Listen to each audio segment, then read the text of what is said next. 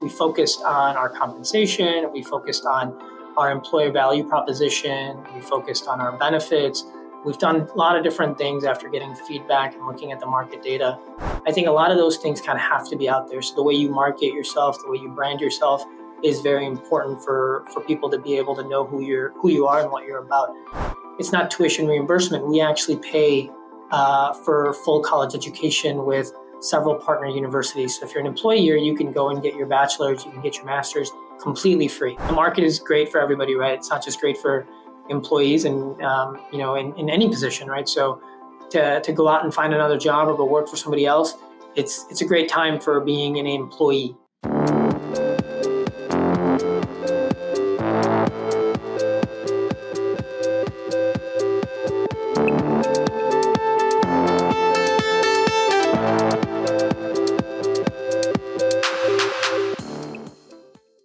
So we are here with Junaid Karim, Director of Talent Acquisition at T-Mobile. T-Mobile has made it to the list of 2022 Fortune list of 100 best companies to work for. Jay himself has been in talent acquisition for 15 plus years and has spent nearly the last decade with T-Mobile. I imagine he has lived through quite a number of changes in the hiring landscape, and I'm excited to have him on today. Jay, thanks so much for being with us. Awesome. Thanks for having me. Could you just start by telling us a little bit more about your role and your focus at T-Mobile and where the company is at in 2022? Yeah, absolutely. So I lead our recruiting efforts at T-Mobile here. Last year we hired about 20,000 employees, and we're projected to do a large number again this year. My main focuses are everything within our consumer footprint. Our customer experience footprint, and then also everything related to our T-Mobile for Business, which is our business-to-business arm. So everything that sits within those business groups kind of comes through my organization, and my teams conduct the hiring for it. So you're responsible for 20,000 hires annually. Talk to us about what this hiring journey looks like, especially in this time of the Great Resignation, whether that's process changes or challenges or even positive outcomes that you've seen over the past few years. Yeah, absolutely. So it's been a tough year, right? As anybody in recruiting knows that, it's been a very aggressive hiring year for a lot of companies. After kind of during the pandemic, things slowed down a little bit, but right after it, as soon as, we started getting out of the pandemic, hiring picked up across the nation, and employees are wanting more from their employers, whether that's through flexibility, whether it's through benefits, whether it's through compensation, or what the company actually stands for. So I think this is one of the first times in a very long time where employers need to focus on all of those things and probably more to make sure that the candidates they're getting are the best candidates. Every company strives to hire strong talent, and to be able to do that, there has to be a not a price that you pay, but there has to be a path for candidates to be able to see what you're going to be able to offer them now.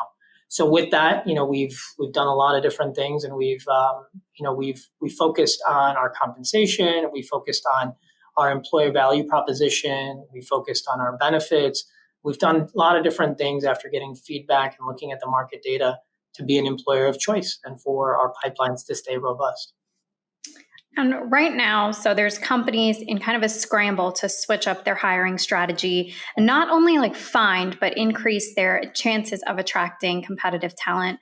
From your perspective, especially having to hire such a mass amount of people annually, what are the top 3 to 5 things a company can do in 2022 to create a robust hiring experience and even a robust onboarding experience?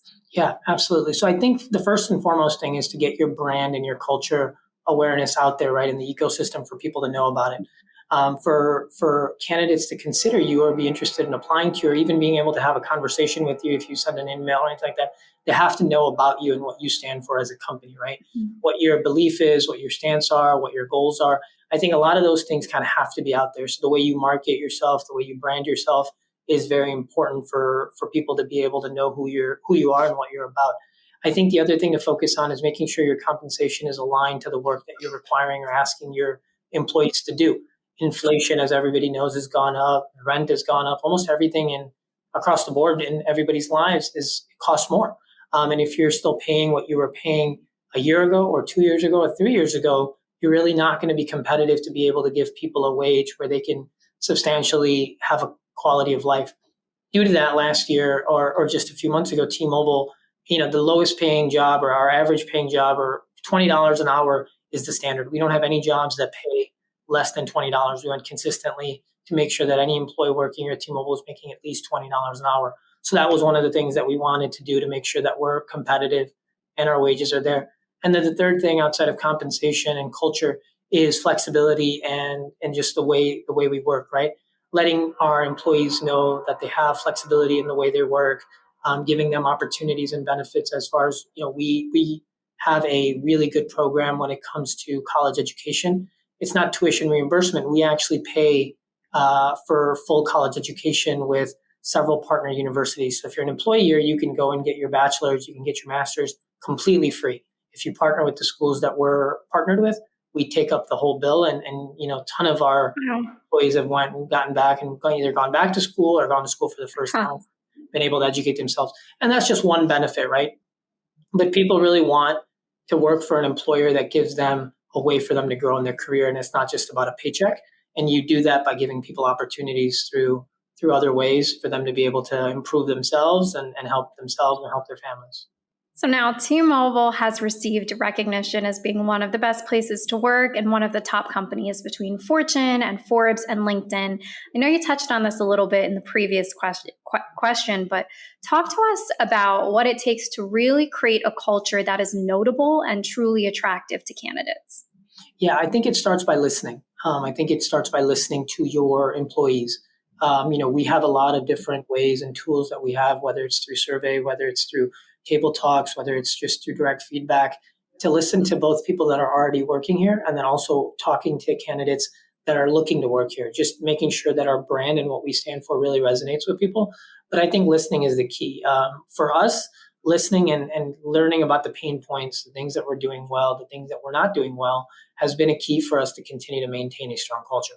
Not only do you have to listen, but once you listen, you have to execute on the feedback that your employees have provided you, right? What are you going to do to make those things better? Or what are you going to do to continue to retain your employees? So listening and then acting upon what feedback you're getting, I think is key to maintaining a healthy culture and making sure that your employees feel valued and they know that you're actually listening to them. You're not going to be able to do every single thing everybody wants, but if you have a constant progress, and you're going in the right direction, that goes a long way with your employee base.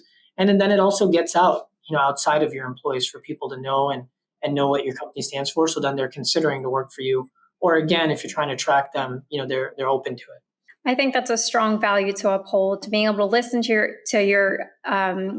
those working for you, and also even how you mentioned before, being able to give them growth opportunities to grow as people aside from just their immediate job role.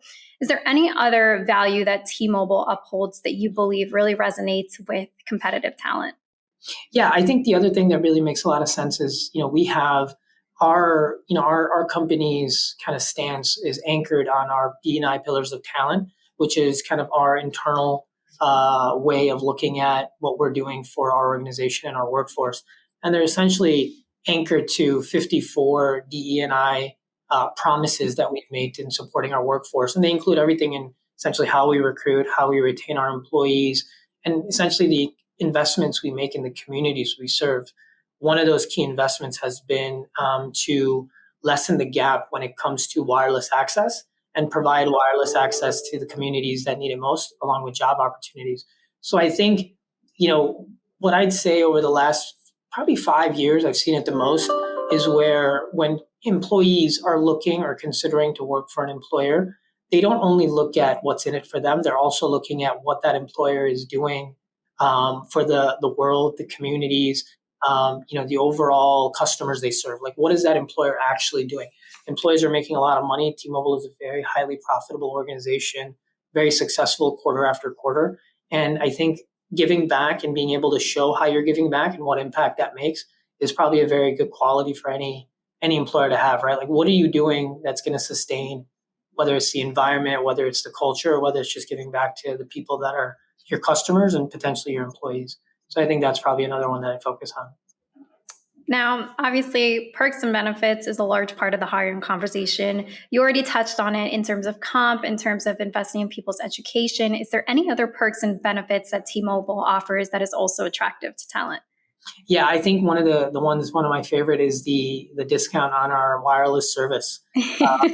Only not only for yourself but for your family, and it's large. It's almost, you can have up to seven people, including yourself, on our employee discount, which Wow.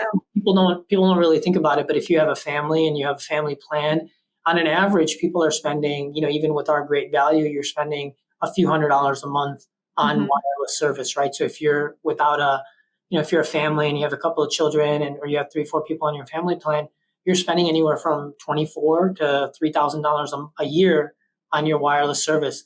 As an employee, it's massively discounted, right? So you're only paying, you're paying probably 20% of that, 25% of that total cost. And I think that goes a really long way to have really good service. We just launched home internet, which I just got at my home, and I was paying, for Comcast, I was paying like $120 a month. And now, with my employee discount and being on one of our Magenta Max plans, I'm only paying $30 a month for wireless internet, and it's super fast. So just, those are, I think, huge benefits and perks that people take really good advantage of.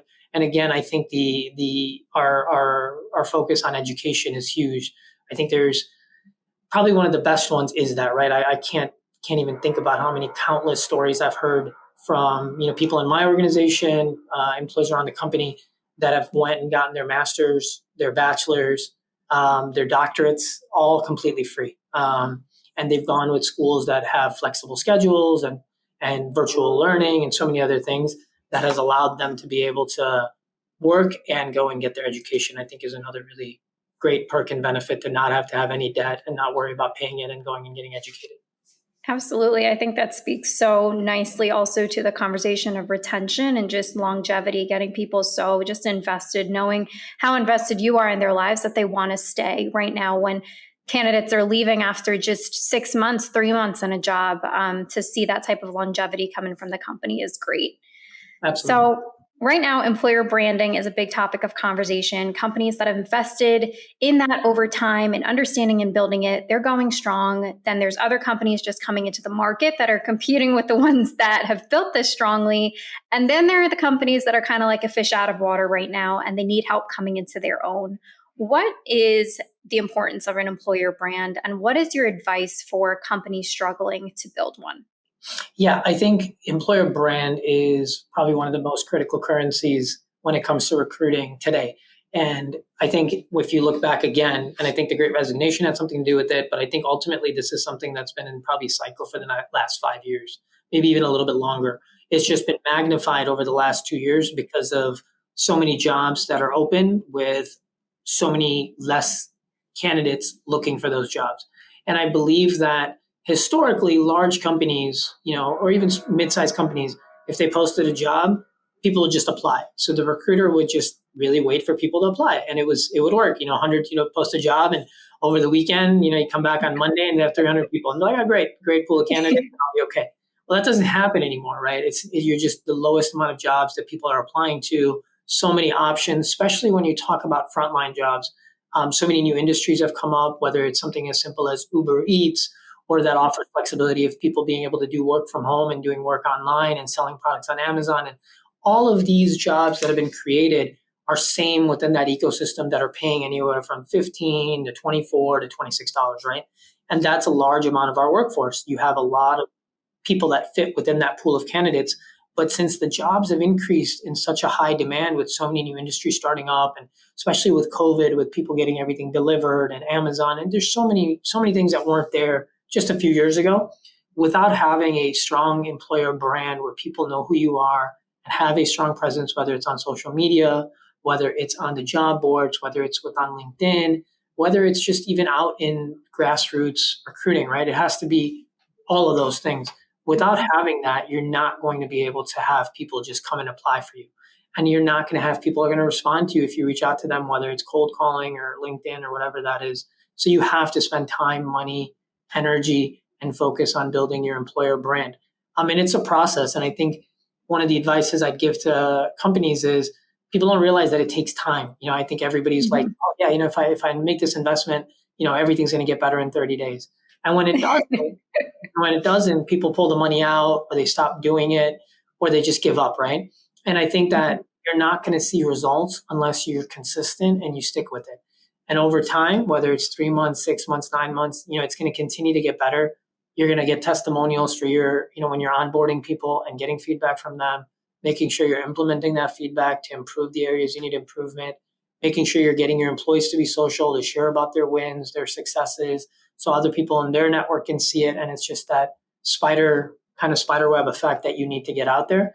It takes time and it takes commitment, and it needs somebody who knows what they're doing. So you go out and find an outsourced company that's going to help you with it, or make sure you go hire talent internally that not only understands it, but is passionate about it, because it isn't something you can just if you're going to invest and you're just going to throw something against the wall to hope it works, it's probably not going to work. So you're going to waste your time and money. So either hire people that know the space and are passionate about it, or go get an outsourced vendor that's going to really support you in this work that's got a proven brand that have done it before.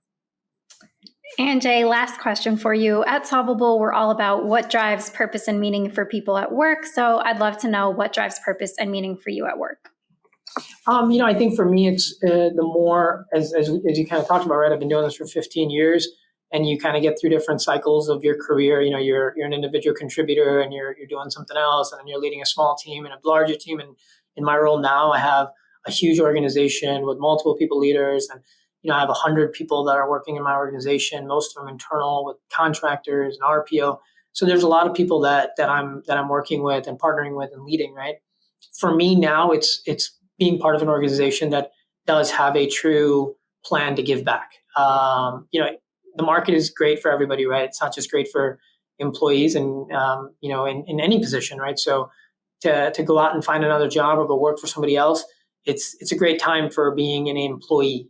But working for a company that you truly believe in, that you believe in, the leadership, you believe in the passion for the organization, and you can see the investment that's improving either people's lives or making things more accessible for people, is something that's really important to me. And it helps me kind of be excited about what I do and help people getting connected with their careers and building their careers. So for me, it's about that, being able to see that the work that I'm doing, the work that my teams are doing is giving something back and is fulfilling something for the employees and the candidates we serve. So, that really helps kind of going to work and being passionate about the work you do. Jay, thank you so much for being on today and sharing your perspective. And thank you all for listening to Architects of Contemporary Hiring. Yep, you're welcome. Thank you so much for having me.